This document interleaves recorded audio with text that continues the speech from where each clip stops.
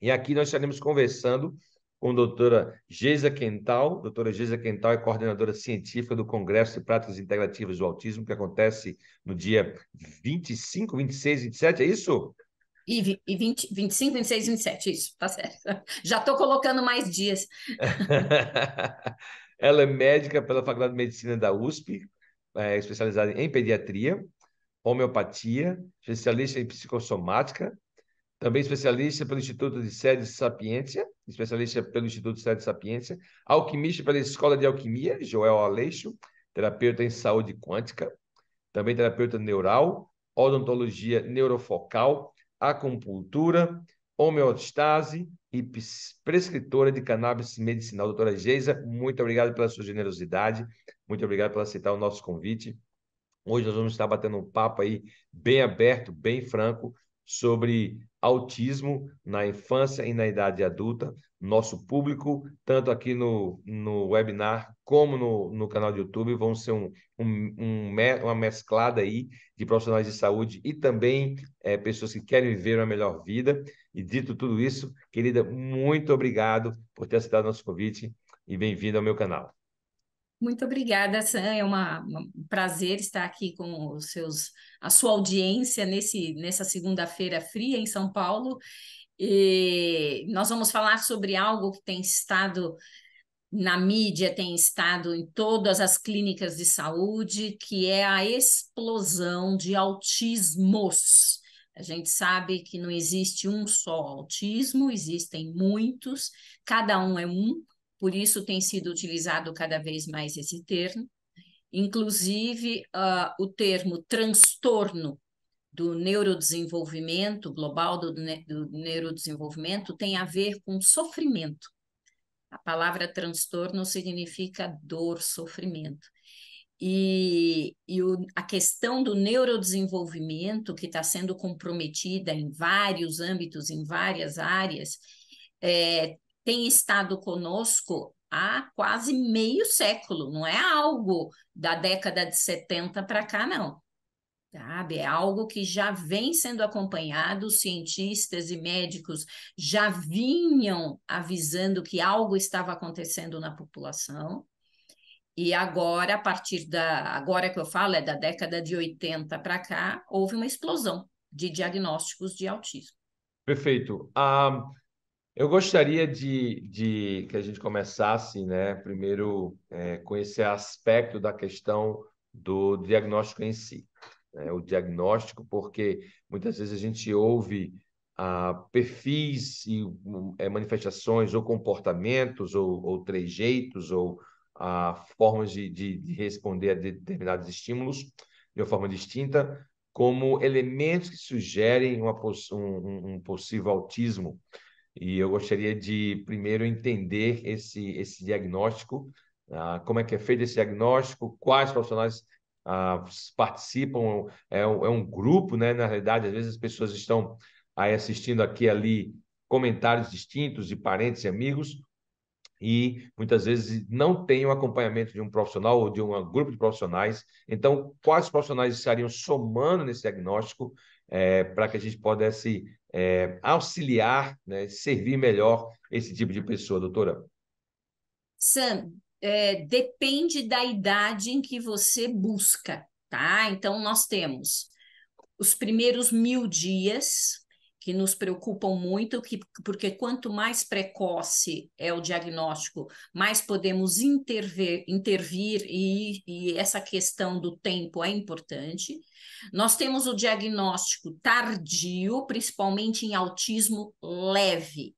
E nós temos o diagnóstico de adultos, tá? Então, vamos falar primeiro das crianças, dos pequenos, desses primeiros 1.000 dias que nos fala dos primeiros 3 anos. Nós temos, nos primeiros 3 anos, 2 tipos de autismo. Um em que a criança, muito precocemente, ela tem dificuldade de ser tocada, ela tem dificuldade para mamar, ela é mais hipotônica, ela é extremamente seletiva alimentar. Já no primeiro ano, ela já não quer aceitar muito bem a alimentação. Algumas crianças têm muita dificuldade para fazer vínculo de olhar, um dos sinais mais frequentes nos primeiros anos é o atraso de linguagem. Crianças que não atendem quando chamada pelo nome, você chama, principalmente se a criança estiver de costas e ela não atende, ela não se volta para os pais. São crianças que se dão melhor com adultos do que com outras crianças, têm dificuldade de socialização. São crianças que não brincam. Não brincam. Ela, por exemplo, você sabe bem que em média, nós temos 4 meninos para uma menina autista, e isso se deve ao hormônio testosterona. Cada vez mais a gente sabe que a testosterona está implicada nisso. E essas crianças, os meninos que recebem tantos carrinhos, eles ficam brincando com a rodinha, mexendo o dedinho na rodinha, mas eles não brincam, eles estacionam, fazem estacionamento dos carros, mas eles não usam o carrinho de uma forma Que é o simbólica. alinhar os carrinhos, né? Eles alinham os carrinhos aqui de uma forminha, né? Exatamente. São crianças com uma agitação interna muito grande, com uma maior dificuldade para dormir. Então, nós estamos falando, em suma, de um diagnóstico e nós temos o autismo regressivo, aquele em que a criança desenvolvia-se muito bem até 1 ano e 4, 1 ano e 6, 1 ano e 8 e regride. Criança que tinha começado a falar não fala mais, criança que fazia vínculo de olhar não faz mais, que é uma grande parcela. Então, o diagnóstico, Sam, não é laboratorial, o diagnóstico é clínico, tá? O diagnóstico é clínico. E por ter esse diagnóstico clínico, se o profissional não for treinado, sensibilizado para reconhecer, ele não vai identificar. Aquilo que você não conhece, Sam, você não enxerga. Você não enxerga. Verdade. Se os Então, seus olhos não estão treinados, você pisa em diamantes, né? exatamente isso. Então, eu recebo, sim, crianças e adultos que não passaram por pessoas habilitadas. Passaram no neuro, no pediatra, no clínico, mas ainda mais em quadros leves, porque o pessoal ainda tem uma ideia do autista de moderado a grave que fica se balançando com estereotipia, sem falar nada, Sim. não verbal, e os que fogem a esse diagnóstico, que tem aumentado muito na população, vão exigir, sim, um neurologista que tenha um olho treinado, um neuropsicólogo que já tenha. Inclusive, no Congresso de Autismo, eu convidei a doutora Sabrina Ribeiro, que é uma neuropsicóloga da Unifesp, mestre e doutora em transtorno global do neurodesenvolvimento, que vai falar sobre essa questão do diagnóstico por neuropsicólogos. E o pediatra, que é o primeiro. A linha de frente é o pediatra. Quem vai falar no congresso sobre isso é o doutor Sérgio Reis. A aula dele vai ser a precocidade do diagnóstico, qual é a sua necessidade, feito pelo pediatra, que tem que ser treinado. Tem que ser treinado. Tá, assim, eu queria fazer uma provocação a ti, o seguinte, eu queria fazer a seguinte pergunta. Algumas das características, né, que é atribuída a esse espectro do autismo, aí você falou aí, muito bem também a questão da testosterona, né? Algumas características, elas são peculiares, talvez, de meninos, né? Ou quanto é vinculado ao hormônio masculino, testosterona, e quanto é de fato um fenômeno neuronal, né, de comportamento dentro do espectro do autismo. Porque as meninas, né, eu tenho o privilégio de ser pai de 6 filhos, tenho 4 meninos e 2 meninas. E as meninas, a minha filha, a principalmente a mais velha, ela ainda bebezinho, ficava embaixo do abajur com os livrinhos dela, né, tentando falar e balbuciar palavras ali com os livrinhos dela. E já o meu filho mais velho, eu brinco com ele que ele vai começar a falar aos 16 anos, né? Então, assim, quanto, né, a própria agitação, né? Por exemplo, porque eu sei que o hormônio testosterona é responsável, né, por aumentar a agressividade, aumentar a atividade, né, você é mais propenso ao risco, são perfis e características masculinas, né? Em si, isso não é ruim ou bom, isso é masculino, isso é um perfil dado por Deus. E quanto disso eu posso estar achando que, né, porque a minha filha desenvolveu muito mais rápido, ela articula muito mais fácil, ela consegue olhar nos olhos, nos teus olhos, expressar amor, mamãe te ama, papai te amo, né? Expressar carinho, expressar afeto com mais facilidade, uma característica feminina isso, né? Não é ruim nem bom, mas é um perfil feminino, né? Enquanto os meninos, para nós homens, né? Ainda hoje minha esposa tem que me ensinar a falar, né? Porque senão fica do outro lado da mesa e fica assim, Ela faz amor, aí eu, o ketchup, por favor. Né? Então, assim, algumas coisas são atributos, né? Eu diria assim, com mais facilidade, em um perfil versus o outro, em termos de XX ou XY, né? Na codificação genética. Então, assim, será que eu posso, muitas vezes, como um pai, acelerar e dizer assim, puxa, o Pedrinho, o Joãozinho, né? Ele talvez seja autista por isso, e talvez seja só um perfil masculino, doutora? Eu entendi o seu questionamento. Primeiro, que meninas e meninos têm testosterona. Então, assim, as meninas produzem testosterona pela adrenal, os meninos produzem 100% na adrenal, e os homens produzem, em média, 25% na adrenal e 75% no testículo. Ah, a questão que você está colocando é, sim, existem perfis de comportamento associados aos meninos, diferente de perfis de comportamento associado às meninas. Nós somos um pote de hormônios e esses hormônios nos influenciam. Então, você tem a sua mulher adulta, que, no entanto, a cada semana do mês tem um perfil emocional. Na realidade, você é casado com 4 mulheres, porque se é pré-menstrual é uma mulher, se é pós-menstrual é outra mulher, se é durante a menstruação é outra, se está no início do ciclo é outra.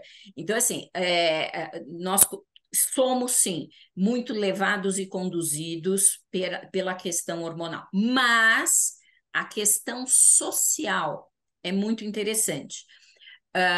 Ainda mantendo essa questão da dualidade, da ambivalência, quando você tem gêmeos, casais gemelares, menino e menina, você não trata igual um menino e uma menina. Freud já falava sobre isso. Freud já falava que se você tem gêmeos, você vai identificar a menina e o menino, você já não vai tratar da mesma forma.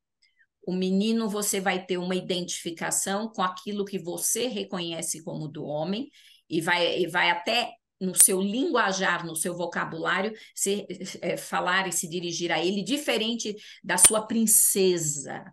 Sabe? Então, assim, é muito diferente. Então, temos uma questão social que a gente tem tentado ao máximo, é, vamos dizer assim, fazer com que isso não seja conduzido de forma a trazer problemas para a presença da mulher na questão profissional, na questão social, na questão financeira. Você sabe que existe, sim, e sabe, no mundo inteiro a mulher ainda não galgou um status semelhante ao do homem em vários âmbitos, então tem essa questão comportamental da mídia, do social.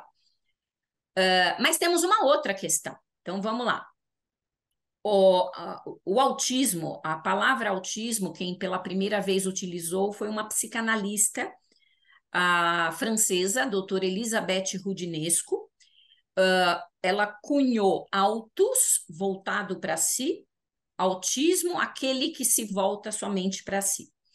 E ela percebeu o quê? Que havia um grupo de meninos, e isso começou, sobretudo, na Segunda Guerra Mundial, com o médico alemão Hans Asperger, que separava as crianças de suas famílias, levava para sua clínica, principalmente aqueles que ele via como diferentes. Eram crianças de autismo leve, que ele começou a denominar como um autismo ligado a, principalmente, dificuldade de socialização, tá? Dificuldade com relação aos interesses. O autista clássico, só para você saber, isso independente da idade, ele é monotemático, ele só fala de um tema.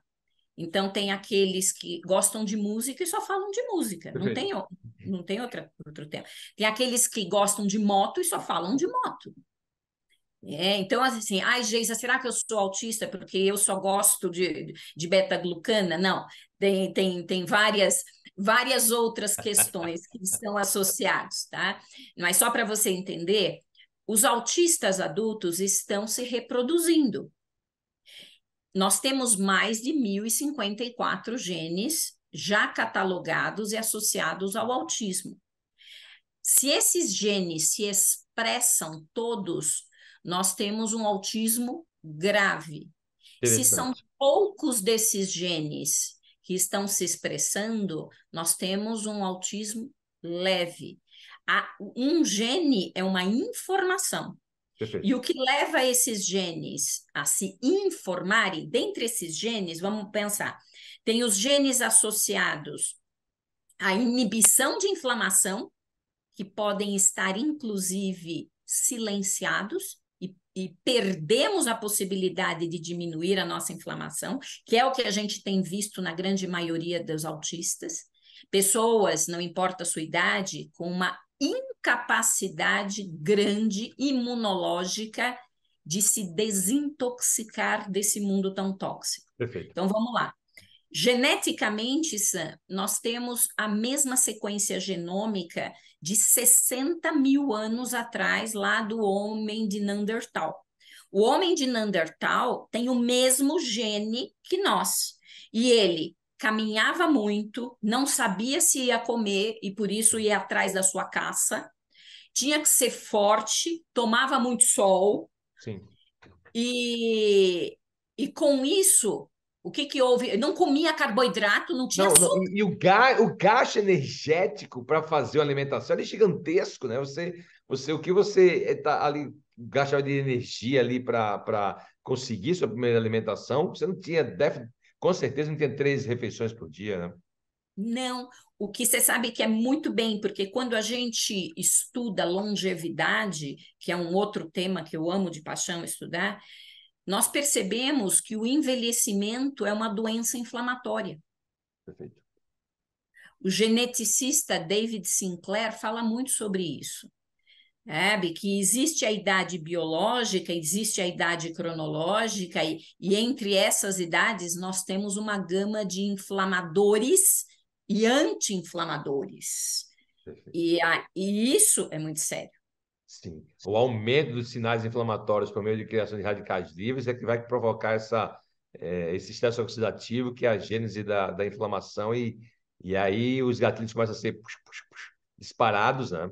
Aí, de fato, realmente, o fenômeno do envelhecimento, né? O próprio envelhecimento mitocondrial, envelhecimento celular, envelhecimento tecidual, está diretamente relacionado com os níveis, né, de estresse oxidativo gerado por geração de radicais livres, exatamente. Muito interessante mesmo. Essa parte de longevidade é fenomenal. É fenomenal porque você vê na tua frente, assim como os autistas a gente vê melhora. Eu brinco que autismo, assim como alergias, não tem cura, mas tem controle, sabe? Nós podemos melhorar muito a qualidade de vida de um alérgico, de um paciente com artrite reumatoide, um paciente com lúpus, um paciente com uma tireoidite de Hashimoto, sabe? E podemos sim melhorar a qualidade de vida do autista, sabe? Mas é uma gama, realmente é multiprofissional esse acompanhamento, não tem como não ser. E, doutora, e esse fenômeno, né, dos últimos, né, 10 anos e agora dos últimos 3 anos desse fenômeno, desse boom, né, de diagnóstico de crianças, principalmente, com esse diagnóstico desse perfil aí dentro do espectro. O que poderia estar causando isso? O que é que nós estamos fazendo aí? O que é que a gente tem para o jantar, né? Que estamos causando essas crianças ter essa manifestação assim? Então, justamente por termos a mesma genética do homem de Neandertal, que é vamos dizer, uma genética que nos leva a entrar em contato com a natureza e receber muito bem o que é da natureza, nosso organismo não tem como lidar com toxicidade. Somos o país do mundo, sabe? Nós temos uma bancada no Congresso agro que não tem o menor respeito por nós, porque nós somos o país do mundo que mais usa defensivo agrícola, ou seja, veneno. Uau! Os alimentos com maior concentração de veneno são, em primeiro lugar, pimentão, segundo lugar, tomate, terceiro lugar, morango, depois vem cenoura, sabe? Aí eu falo, e o seu veneninho diário, você já ingeriu hoje, Sam? Porque o que é dito, o que é que assim é só um pouquinho que é colocado. É muito interessante. O que não era aceitável, né, há 30, 40, 50 anos atrás, eles começam agora a colocar níveis de tolerabilidade, né? Então, por exemplo, inclusive, por exemplo, a questão do próprio chumbo, né, que é absorvido no sistema nervoso central assim, como esponja, ele vai direto e deposita lá para depois fazer um detox. Isso é extremamente complicado. Eles começam a admitir, né, dizer o seguinte, olha, níveis toleráveis de chumbo tá mais ou menos aqui. Então, tá tudo bem, mas nunca Não é, chumbo, não pode ter chumbo, né? tem que ser indetectável. Isso que você falou é real. Eu peço exame de dosagem de metal no sangue e na urina. E sempre vem uma referência para intoxicação. Na Perfeito. realidade, não é para ter arsênico no seu corpo, não é para ter chumbo no seu corpo, não é para ter mercúrio no seu corpo. E você tem. E para onde vai? Primeiro lugar, metal precipita, metal tem densidade. Mesmo o alumínio, que é mais leve, ele precipita em cérebro. Você estava falando do cérebro? Chumbo e alumínio amam um cérebrozinho, né? Então, assim, cloro e flúor amam uma tireoide. Então, nós sabemos que o níquel das panelas de inox de má qualidade, não são todas as panelas de inox, mas a panela de inox é aço cirúrgico com níquel. E o níquel, ele é um disruptor endócrino terrível, levando à puberdade precoce nas meninas. Você quer uma outra explosão na população? De puberdade precoce nas meninas e baixa estatura nos meninos.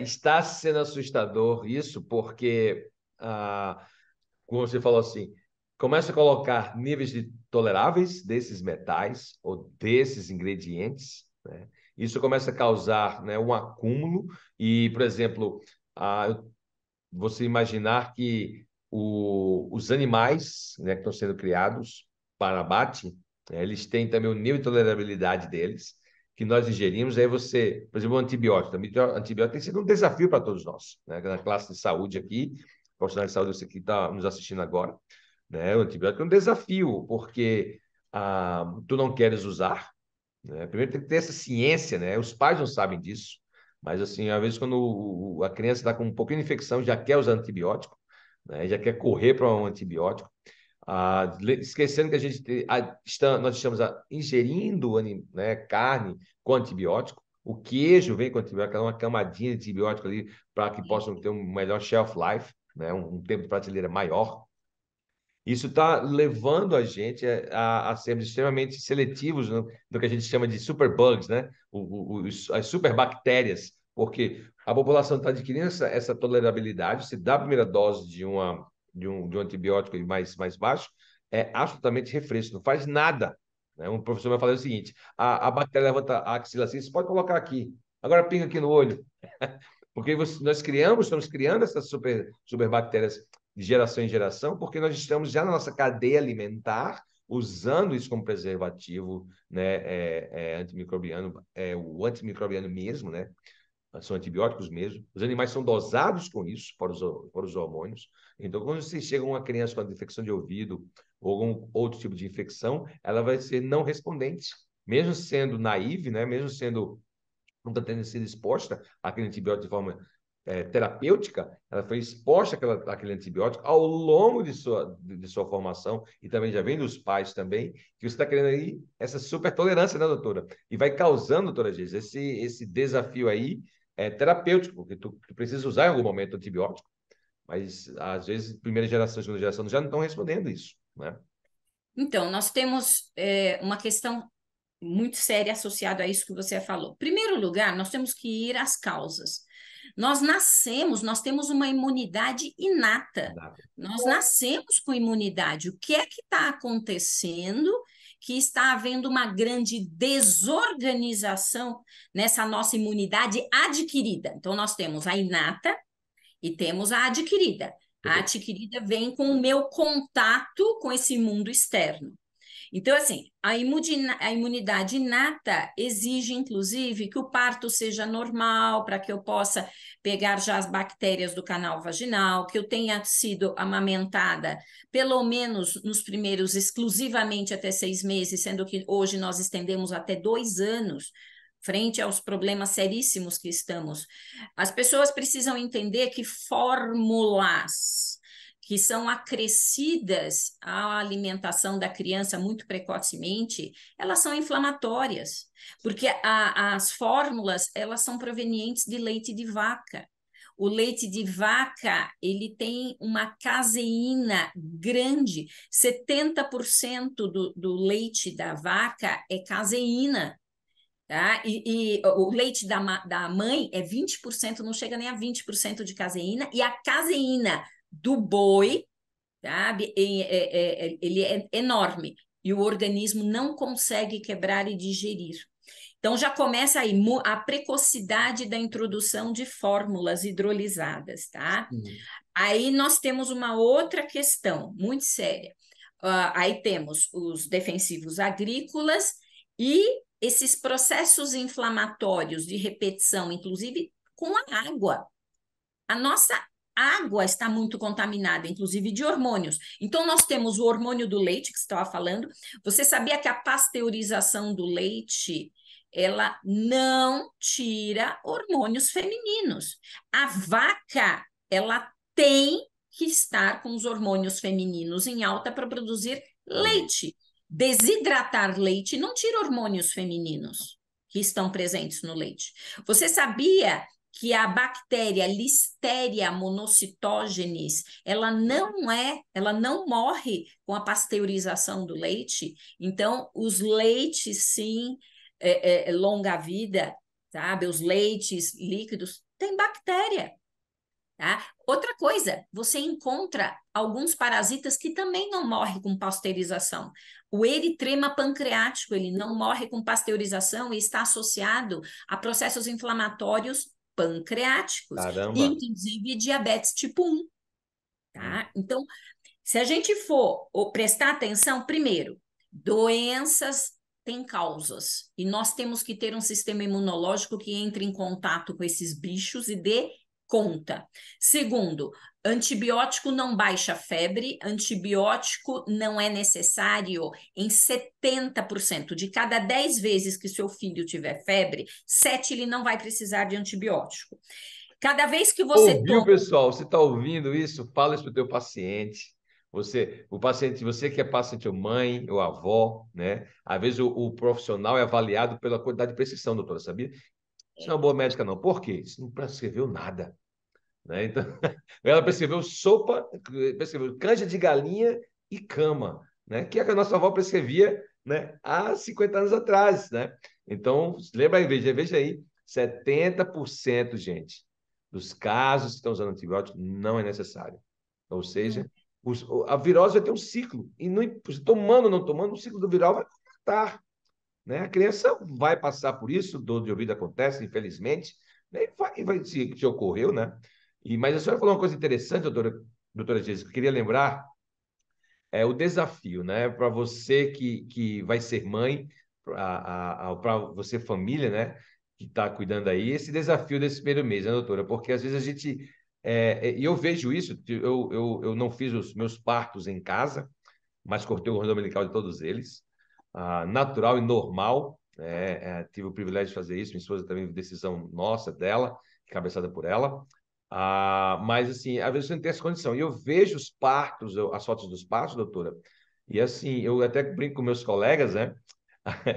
Médicos, né, que fazem parto, eu pergunto, cara, em que momento a gestante deixa de ser parturiente para ser paciente? Porque trata a gestante, sabe, assim, calma, isso aí, cara, isso é um parto, velho, né? Então, assim, e a questão é a seguinte, você está no ambiente de hospital, né? Usa máscara, usa touca, aquele negócio, aquele procedimento cirúrgico, né? Isso, como a senhora falou, já evita o canal vaginal no parto, né? O próprio estímulo do cérvix, que estimularia a glândula mamária a produzir leite, a lactação é retardado, né? Tem uma deficiência aí. Às vezes não é o estímulo do mamilo de forma rápida ou imediata, assim que o bebê sai, nasce, né? E tudo isso, né, doutora, vem contribuindo aí para aquela leitura, eu estou produzindo pouco leite, né? Esqueço que a mama ela é programável em um prazo entre 14 e 24 horas. Então, se é o estímulo do mamilo hoje, agora às 14 horas, amanhã às 14 ele vai produzir. Né? E é trabalho mamar, assim, cansa a mãe, cansa a criança, e de fato é difícil, não é um exercício fácil, né, doutora? E às vezes a formulinha vem estar aqui tão facinho, né, doutora? Pega ali a formulinha, mistura aqui, tá quentinho aqui, tá bom, né? E vai servir. Mas aí, isso já mexe, gente, com a coisa que a doutora está falando aí, a imunidade adquirida e a imunidade inata, nesses primeiros 6 meses ou 12 meses, muita codificação imunológica da criança, isso é informação. Até o questão do fator RH, né, doutora? Por isso não pode dar mel na criança. Até o fator RH não foi definido ainda. E aí, só lembrando, tá, gente? A tua glândula salivar é diferente da tua glândula mamária. A glândula salivar, ela enche de saliva e põe para fora.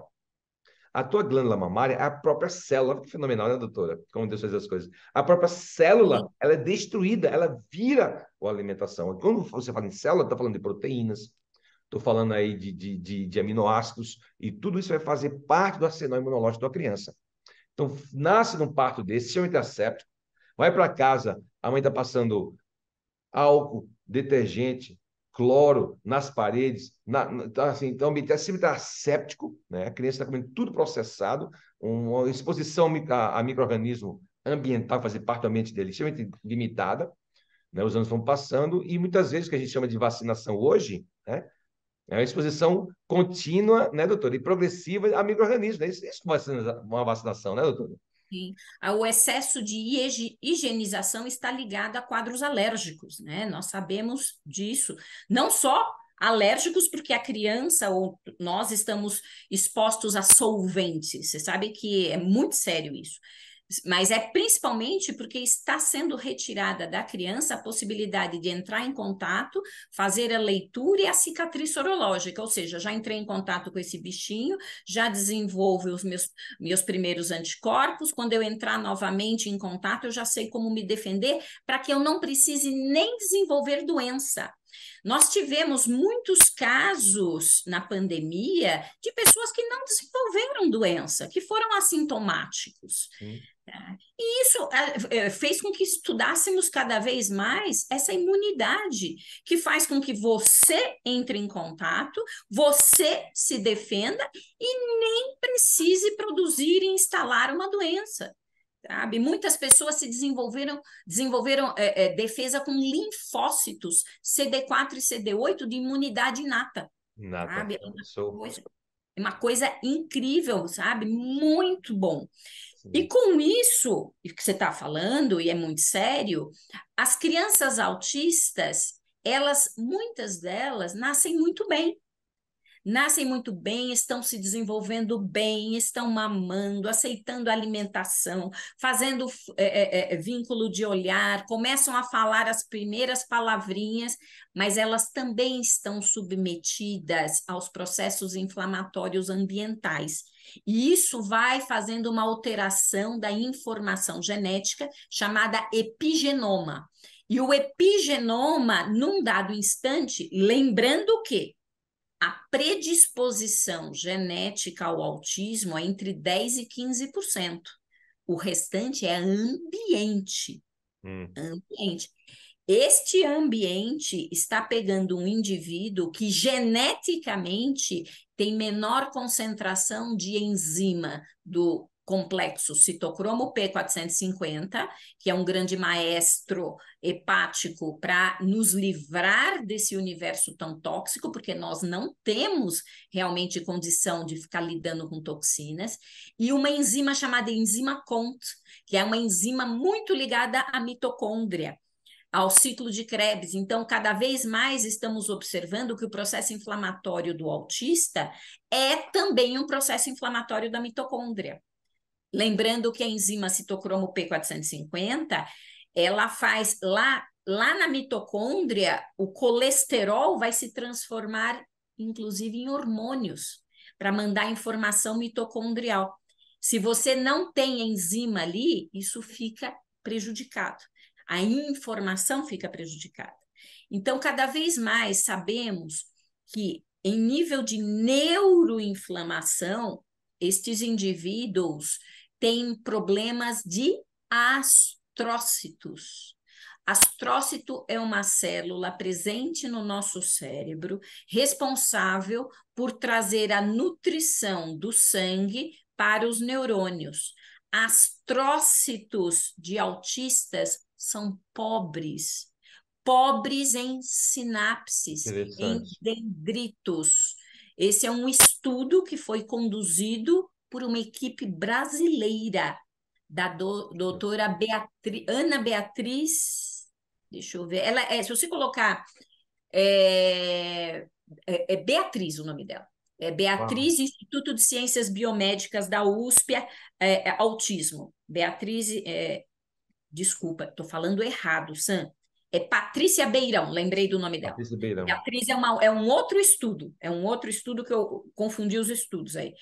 É Patrícia Beirão, Instituto de Ciências Biomédicas da USP, estudos com astrócitos em autismo. O que ela foi percebendo? Que no anátomo patológico de crianças ou de autistas que faleceram, os astrócitos estavam muito pobres em fazer as sinapses, em dendritos sinápticos. E aí ela fez estudos muito curiosos, pegando neurônios de pessoas normais e colocando astrócitos de autistas. Em pouco tempo, o neurônio começava a perder informações, ele já não conseguia transmitir.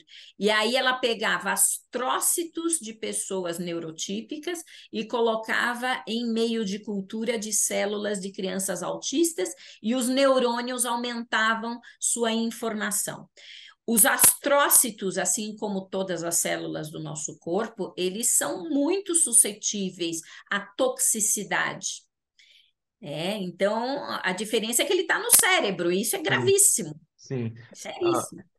quando você falou lá a questão, né, da amamentação, o parto e tal, então a gente falou logo no início ali essa questão muito dessa gênese, dessas manifestações para o indivíduo dentro do espectro do autismo, está relacionado com o sistema gastrointestinal.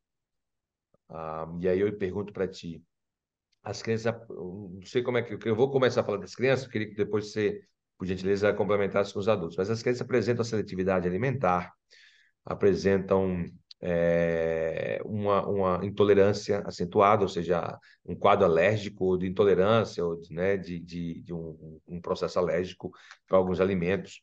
Apresentam também, muitas vezes, uma facilidade de ter alergias, né? Seria irritação nos olhos, às vezes infecção do ouvido, às vezes áreas também ficam infeccionadas, inflamadas e tal. Então, esse é um perfil bem característico e bem notório nas crianças portadoras do espectro do autismo. Eu queria que tu falasse um pouco sobre isso daqui, se isso se manifesta, se isso é verdade também para um adulto, tá? E esse quadro dano estabelecido, eu sei que ele tem um quadro inflamatório intestinal, né? Não sei se é uma síndrome do intestino irritável, mas ele apresenta inflamação no trato gastrointestinal. Então, primeiro, se o adulto manifesta isso aí também, e segundo, essa caracterização, né, estabelecer esse quadro inflamatório dessa criança, dessa pessoa, que é que se podemos fazer, né? Então, são três perguntas, mais ou menos. Então, assim, primeira coisa, qualquer um de nós, hoje, com o acesso à informação tão grande, já sabe que tudo começa pela boca. As primeiras enzimas estão na nossa boca, na nossa saliva, precisamos mastigar. O nosso estômago precisa ser muito respeitado, e no autismo nós já temos uma dificuldade que é a concentração de enzimas digestivas. O autista produz menos enzimas digestivas. Outra coisa, essa quebra não adequada do alimento já faz fermentação. Já temos mais arrotos, mais soluços, mais engasgos, mais refluxo. A presença do refluxo vai fazer com que este indivíduo tenha maior inapetência. Ele perde o apetite, porque ele está enjoado e nauseado. No intestino, outra coisa, tem uma grande incidência de H. pylori saindo ali do pilório, entre o estômago e o duodeno, migrando para o estômago. Eu estava lendo nesse final de semana um estudo associando H. pylori a Alzheimer, mostrando que H. pylori, por causa do processo inflamatório contínuo, cai na corrente sanguínea e ganha o mundo. E vai parar no cérebro, dando processo inflamatório crônico, sendo um dos, não só, mas também responsável por precipitação de placas beta-amiloide em Alzheimer. H. Ah, pylori tem sido encontrado em cérebro. E a pergunta é: será que essa H. pylori também não está em pacientes autistas? Nós sabemos que toxoplasmose está muito associada à esquizofrenia, sabe? sim. Muito associado. Então, aí vai para o intestino delgado. Se o alimento não é adequadamente mastigado, se ele não é adequadamente quebrado nesse intestino, se o pH desse intestino não tiver adequadamente ácido para matar bactérias, fungos, vírus e parasitas, sabe? Esse alimento vai passar para o intestino delgado, semidigerido, levando a uma grande fermentação, e com isso, você bem sabe, se toma antibiótico, você mata boas bactérias, os fungos patogênicos aumentam, bactérias altamente patogênicas como o Clostridium, que já sabidamente estão associadas ao autismo.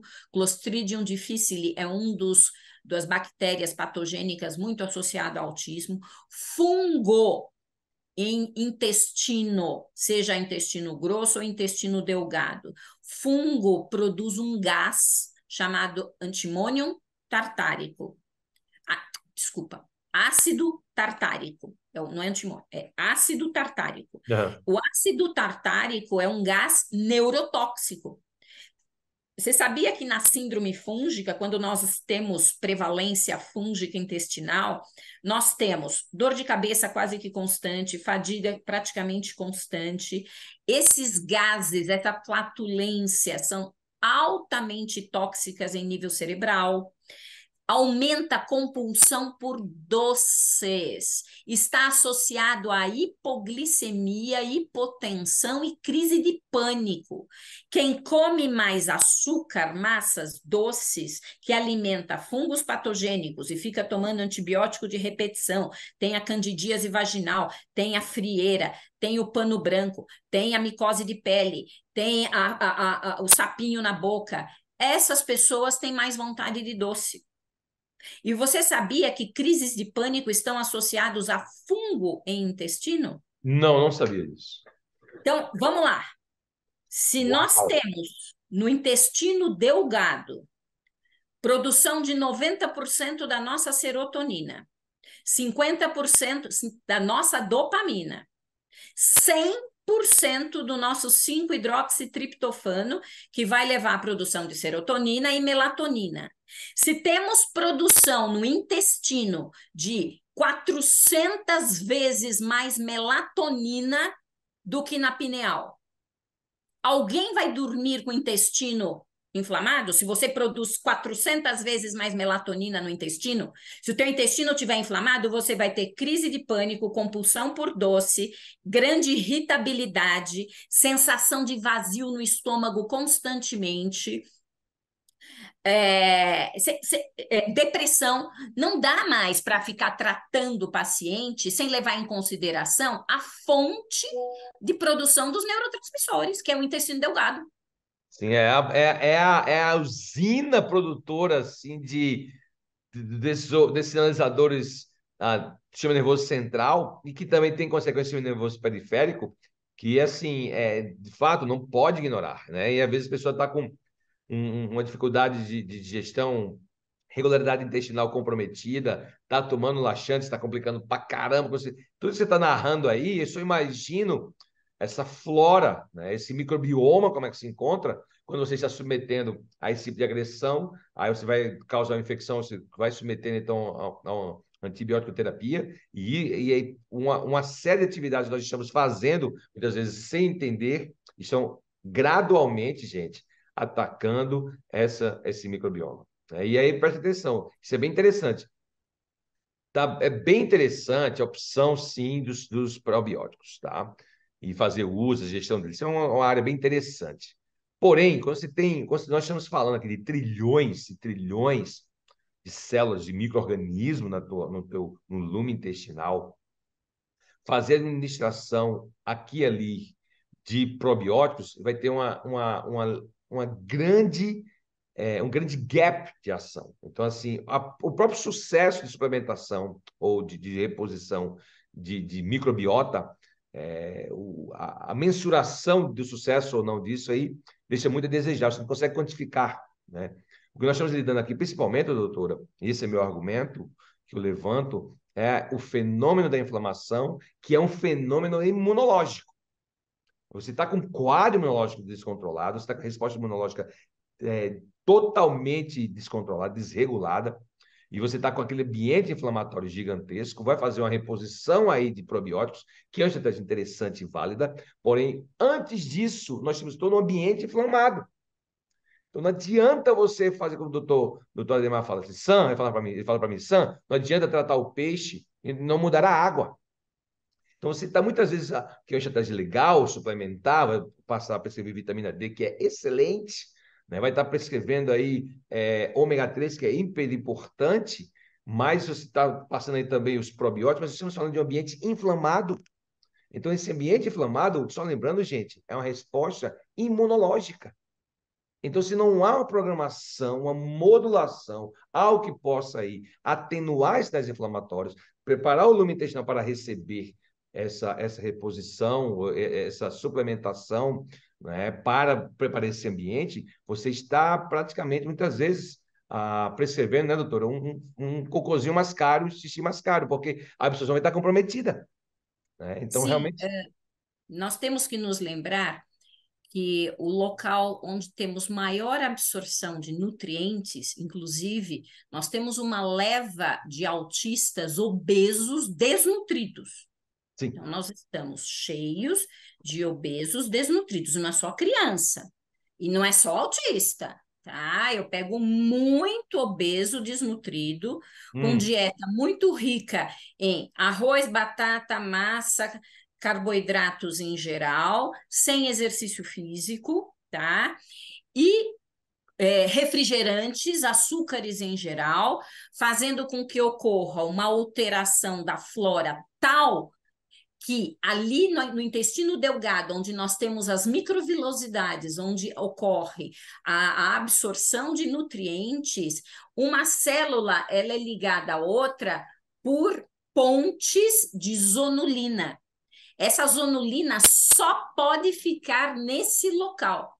E o que está acontecendo? Por causa do processo inflamatório crônico, essa zonulina está caindo na corrente sanguínea e sendo responsável por processo inflamatório em outros sistemas, não é só órgãos, é sistemas, tá? Inclusive, essa zonulina ela atravessa as barreiras, a barreira hematoencefálica, a barreira que existe do sistema linfático e medular, a barreira circulatória, e com isso inflamações crônicas. sabe? E a zonulina não foi feita para ser mensurada no sangue. É feita, os laboratórios hoje fazem, tanto no sangue quanto nas fezes, e não é para ela ser encontrada. E nós estamos encontrando na grande maioria dos pacientes, que estão chegando inflamados. Ou seja, porque o intestino está tão inflamado que há uma perfuração, o chamado leaky gut, o intestino está hiperpermeável, não absorve adequadamente nutriente. Imagina, eu pego pessoas direto me dizendo, não, eu sou carnívoro, eu sou tipo sanguíneo O, adoro carne, com proteína baixa. Por quê? Porque não está digerindo. Não digere, não absorve, está desnutrido. Hum. A gente muitas vezes relaciona a desnutrição com caquexia, né? Ou com magreza, mas na realidade há muita desnutrição dentro da obesidade, né? Eu pego, então vamos lá. Vitamina D baixa porque não toma sol. Vitamina C baixa porque não come fruta. Eu pego muita o ferro tá baixo, sabe? Porque não está sendo adequado, ou não tem oferta, ou não consegue quebrar para poder. Porque o nosso organismo, as pessoas se esquecem, nosso organismo não trabalha com macronutrientes, nosso organismo trabalha com micronutriente. Ele precisa do ferro, do zinco, do cobre, do molibdênio, precisa dos oligoelementos, precisa do aminoácido, não é? A proteína, ele vai ter que quebrar. Se ele não tem enzima, você sabe que a quantidade de prescrição de enzima digestiva que eu dou para autista e não autista, para que possa começar a quebrar seus alimentos, é altíssima. E se não começar acertando a dieta, Samuel, não vamos ter resposta. Não adianta manter o refrigerante, sabe? Não adianta.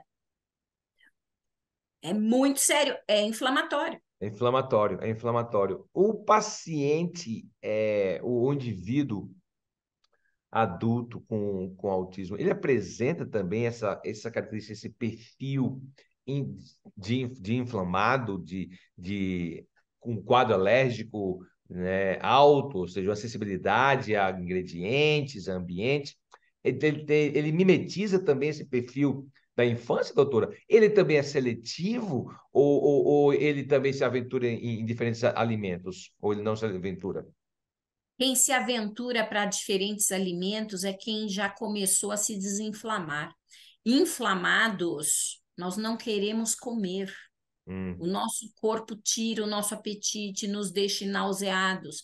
O que eu mais tenho dos autistas adultos no consultório é intestino hiperpermeável, ou com diarreia, ou diarreia sanguinolenta, que é a disenteria, ou gastrites erosivas, esofagite, sinais de refluxo, dorme mal porque tem refluxo, dorme mal porque não está conseguindo digerir adequadamente os alimentos, são muito irritadiços, toleram muito mal frustrações, porque inclusive não produzem neurotransmissores, porque o intestino delgado está muito inflamado. Então, tem uma gama, sim, os autistas adultos, analogamente aos autistas infantis, porque cresceram e continuam praticamente se alimentando da mesma forma e só chegam tomando. Você sabe que uma das coisas mais tristes, necessárias, mais tristes, é que assim, antibiótico, corticoide, antialérgico e anti-inflamatório não hormonal são os quatro, e o quinto são os prazóis da vida, né? São os 5 medicamentos mais utilizados no planeta. E isso mostra que a medicina precisa ir atrás da causa. Não adianta ficar, sabe, maquiando, sabe, inflamação. Você está com dor de cabeça, eu te dou um analgésico. Você está com dor de estômago, eu te dou um dos prazóis. Você tá, e eu não vou atrás da causa. Eu estou condenando você, sabe, a uma qualidade de vida muito ruim. Você vai perder emprego, porque você vai faltar, você não tem disposição, você vai perder relacionamentos, você vai querer parar o planeta e descer porque você está depressivo, tá? Então, assim, e tudo começa com uma digestão adequada, com uma dieta compatível. Essa questão da depressão, doutora, e o autismo na pessoa adulta, isso é bem patente, né? Muito. O autismo na pessoa adulta, aí vem uma outra questão, que é a questão social. Pela dificuldade de ser empático, de entender os sinais abstratos, subjetivos, eles sofrem muito, eles são muito concretos. Então, essa subjetividade dos nossos relacionamentos, os jogos amorosos, a sedução, eles não são assim. Eles não são assim com seus amigos, não são assim dentro de casa, eles são muito francos, muito sinceros e muito concretos. Pragmáticos. São mesmo. Então, eles se sentem pouco compreendidos, injustiçados, acabam, eles se sabem diferentes. Até os que não se sabem com diagnóstico de autistas, eles se percebem diferentes. Eles sabem que o seu funcionamento não é como o do outro que ele observa. E isso os deixa muito mal emocionalmente. Deixa bem à margem das relações, né, doutora? Ele não consegue dificuldade em clicar e em se conectar com as pessoas, né? Fazer essa leitura de ambiente para navegar, né? Porque tudo que você precisa está com o outro, está com o próximo, né? Se você não sabe mobilizar pessoas, não sabe interagir com pessoas, e aí hoje, com o advento dos dispositivos, né? Eu estou cada vez mais isolado, porque isso aqui responde muito bem, né? E as Sim, pessoas não, sim. você tem momentos e momentos, né? Ah, você mostrou o celular? Eles, além de ser grandes expert em celular, eles são muito bons em informática, em computação, né? Eles são ótimos, mas eles são altamente suscetíveis à poluição eletromagnética. Sabe? Por quê? Porque eles estão mais Mais inflamados, a poluição inflamados. eletromagnética é um inflamador, você sabe disso. Sim. Eles ficam muito cansados e irritados, principalmente os autistas adultos que trabalham com informática. Eles precisam sim se proteger. Hum. Hoje nós temos bloqueadores de radiação, vale a pena ir atrás, a turmalina negra, Hum. sabe? Tem que se proteger, porque a poluição eletromagnética é algo sério, algo grave, e que neles é maior ainda o problema, porque são mais inflamados. A inflamação deixa a gente com a predisposição para uma gama de outras coisas, né? Hoje a gente viu até que, inclusive, mencionamos isso, pincelamos rapidamente a questão da influência da inflamação do sistema nervoso central e do sistema nervoso periférico, né? E, gente, muito mais vai estar acontecendo. Eu quero agradecer desde já a doutora Geisa Quental, que conversou conosco aqui. Não sei se o chat ficou aberto, não surgiu perguntas, acho que não consegui abrir o chat direito. Mas, doutora, vê se a senhora consegue transferir eu acho que tu estás como host. Deixa Ah, eu ver o chat peraí. aqui, se eu Deixa consigo. eu conseguir ativar o chat. Olha, aqui o chat eu não estou vendo. Deixa eu ver aqui, não estou encontrando, não. Tá, Uma pergunta. sim. Pessoal, vê se você consegue fazer perguntas aqui. Vamos abrir, então. Se você quer, talvez fazer uma pergunta, pode ser por microfone, pode ser pelo chat, tá? Levanta a mãozinha, eu acho que você consegue levantar a mãozinha no Zoom. Quero agradecer a todos os profissionais de saúde que estão participando ao vivo. Você que quer compartilhar isso com o seu colega de profissão, com o seu familiar ou com alguém que é Ó, acompanhante. Oi? Sam, está Oi. dando aqui, ó, a Eliane Rios colocou, o chat está fechado. Ok. Chat está fechado. Só o Q&A. Só perguntas e respostas. Vou tentar abrir o chat aqui. Eu não sei como é que eu faço para abrir esse chat. Mas se tiver pergunta, gente, usa o Q&A, o questões e perguntas aqui, para a doutora Geisa. Obrigado, Elane, Eliane Rios, pelo seu comentário. Levanta a mãozinha, gente. Eu posso abrir o microfone para vocês rapidamente. Vocês podem entrar e responder.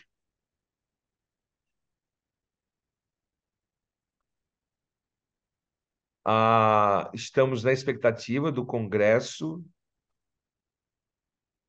de práticas. Práticas, que tipo de práticas, doutora? Prática é o primeiro Congresso Nacional de Práticas Integrativas em Autismo. Por que práticas integrativas?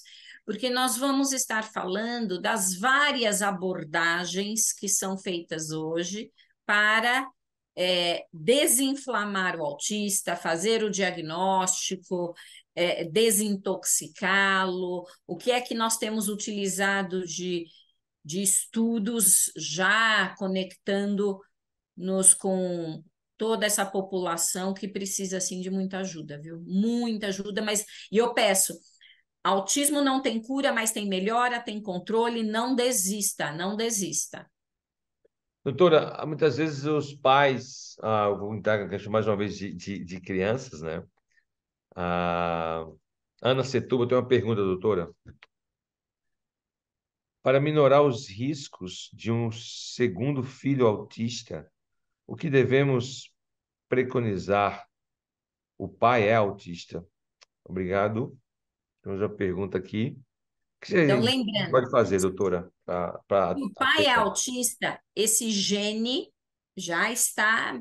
É um dos motivos dessa multiplicação de autismo no mundo é a genética, sem dúvida alguma. Mas genética, quando eu falo, é por causa da multiplicação e reprodução do gene. A primeira coisa é a mãe, antes da gestação, se limpar. É o que nós estávamos falando do peixinho. Ué, vamos limpar a água do terreno biológico. Que essa mãe já comece a cuidar da sua dieta, tirando os lácteos, tirando o trigo, tirando o glúten, procure uma nutricionista, sabe? Já tire os açúcares, limpe metal, agrotóxico, solvente do seu corpo, que dá para limpar, e nós temos muitos recursos. Veja como é que está dormindo, tem que dormir cedo, de preferência entre 10 e 11 horas. Tente não ficar se expondo à poluição eletromagnética. É muito importante pôr o pé na grama, pôr o pé na terra, o grounding é anti-inflamatório. Os canadenses prescrevem grounding, tá inflamado cronicamente, doença autoimune, vá pôr o pé na terra, tá com arritmia, palpitação, tremores, vá pôr o pé na terra, na grama, tomar sol. Mães que já tiveram filhos autistas têm que tomar vitamina D, mantê-la laboratorialmente entre 60 e 80. Tem que tomar metilfolato, não ácido fólico. O ácido fólico é sintético. O metilfolato vai permitir uma maior apreensão dessa B9, que é o metilfolato. Dê iodo para essa mãe, dê ferro para essa mãe. Tá? Então, assim, magnésio para não correr risco de fazer eclâmpsia, subida da elevação da pressão arterial. Então, fazer exercício físico durante a gestação, eu sei que nem sempre é possível, mas se puder, faça.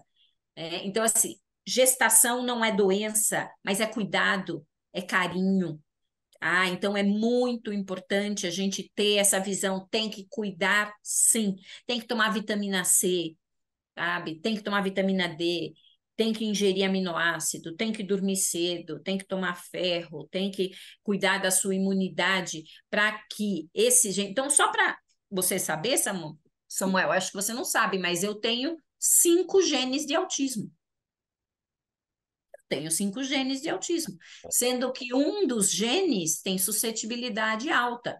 Assim, Geisa, mas por que você não tem as estereotipias, não tem a questão do relacionamento, da socialização? Porque a minha preocupação é me desinflamar. Se eu começar a me inflamar, você vai me ver bem autista. Bem autista, É né? um voo mais tarde, um relatório até mais tarde, dormiu pouco, dá 3 dias, você começa já. A ficar irritadiça, não sociável, dificuldade realmente de entender as questões abstratas, monotemática. Começa. É, Na questão da gestação, tá, gente? Isso é uma excelente pergunta. A doutora falou coisas maravilhosas aí. Não esquece realmente de que esses primeiros meses, o parto, a amamentação são fenômenos maravilhosos, realmente bênção tanto para ela como para o bebê, né? Porque, só lembrando, quando o mamilo está sendo estimulado no pós-parto, o teu útero está sendo sinalizado para reduzir o tamanho e voltar, e expelir o restante daquela camada que ficou lá da placenta. Então, assim, muita sinalização hormonal que vem a partir do processo fisiomecânico do parto, gestação, estímulo do mamilo, como eu falei, tudo isso faz parte, tá, gente? Desse conjunto aí de dar à tua criança, dar ao bebê as ferramentas para mitigar as chances dessas coisas. Porque lembrando que esses primeiros meses aí são fatores assim cruciais realmente para a informação e arsenal imunológico ser implementado na tua criança, tá? Então aí, quando a doutora falou aí, então se puder postergar o máximo possível aí essa formulinha, né? Eu extremamente recomendo, assim, se der para você, né, puxar isso para adiante, aí sei que cada um tem seu corre-corre, cada um tem seu desafio aí, como mãe, como família, né, doutora?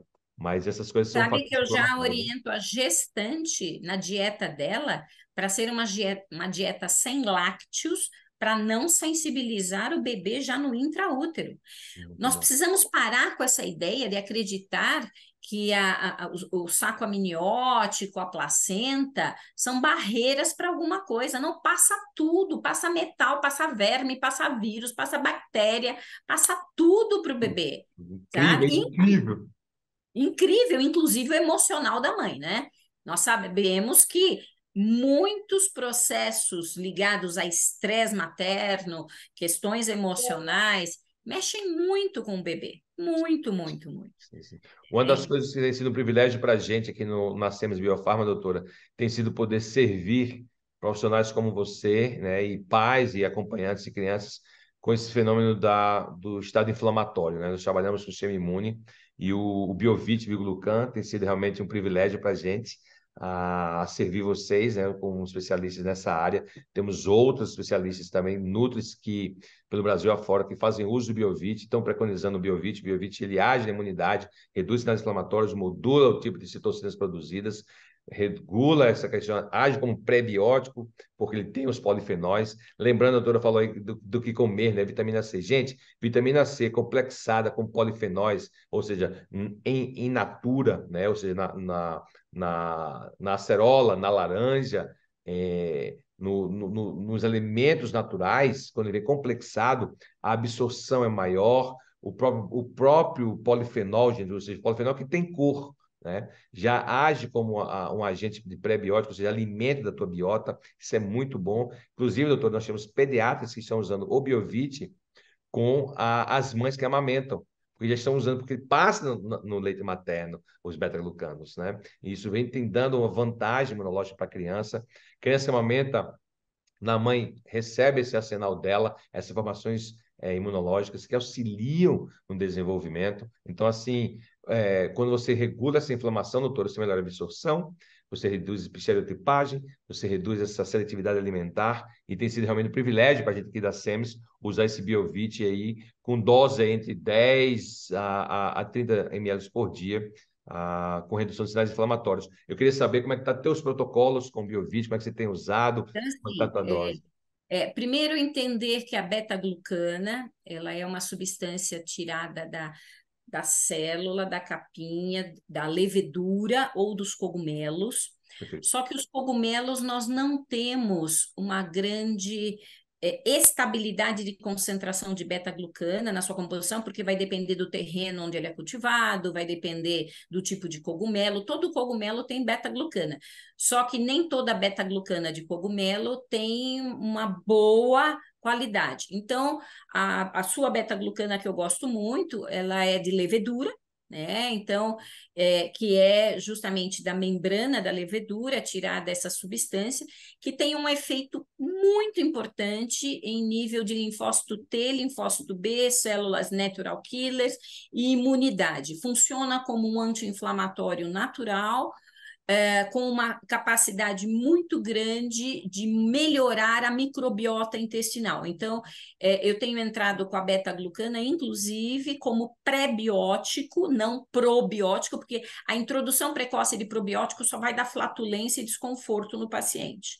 Então, eu prefiro, inclusive nas crianças, entrar como um pré-biótico, funcionando como um anti-inflamatório, e o que eu ouço eles, meu filho, minha filha, ele está ficando menos doente. Por quê? Porque nós estamos no local onde a imunidade realmente se inicia, que é no intestino, sabe? Então, a beta-glucana, nesse sentido, tem sido um grande auxiliar para mim.